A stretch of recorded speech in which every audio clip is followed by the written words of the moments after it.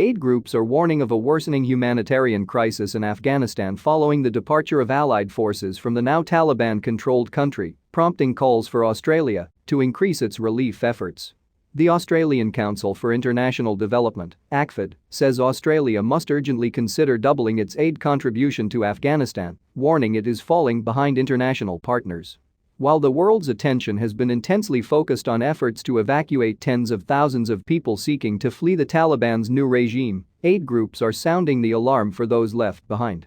They're pleading for the international community to increase their financial assistance to the heavily aid-dependent nation, with fears millions of people are being displaced and going hungry.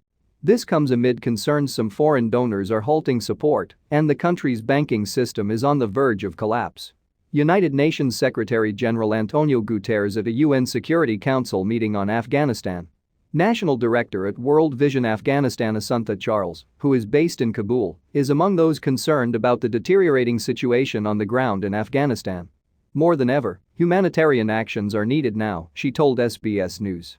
We are going to have a major crisis around food security, displacement and refugee issues. It is only going to be on the increase. The United Nations says more than 550,000 Afghans have been internally displaced because of conflict this year, stemming from the Taliban's resurgence across the country. Despite the pressing need for assistance, the current security situation has forced many aid groups such as World Vision to temporarily suspend their operations. Ms. Charles said the group is staying in Afghanistan but remains uncertain about what the Taliban rule will mean for its work, including for female staff. She urged global donors to remain committed to humanitarian effort in the country which has suffered from conflict, drought and the coronavirus pandemic. If we stop it now, this is going to be a crisis, she said. We really want the international community to remain committed to the promises made. Amid this backdrop, the UN has said up to half the population in Afghanistan, 18 million people, are in need of urgent humanitarian assistance to survive. UN Chief Antonio Guterres on Tuesday warned of a looming humanitarian catastrophe as he urged countries to provide emergency funding following the exit of US troops.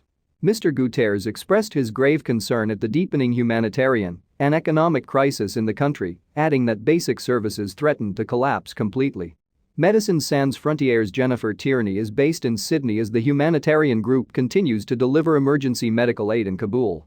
She said their services have recently seen a surge in demand and that the group is anticipating this will continue as the health system comes under increasing strain. There's a really significant and potentially increased need as funders and other organizations pull out of the country, she told SBS News. Ms. Tierney said continued support for aid efforts would be critical to address continued medical challenges in the country, including the malnutrition of children. It's going to be very important for the Afghan people that aid continue to be provided, she said.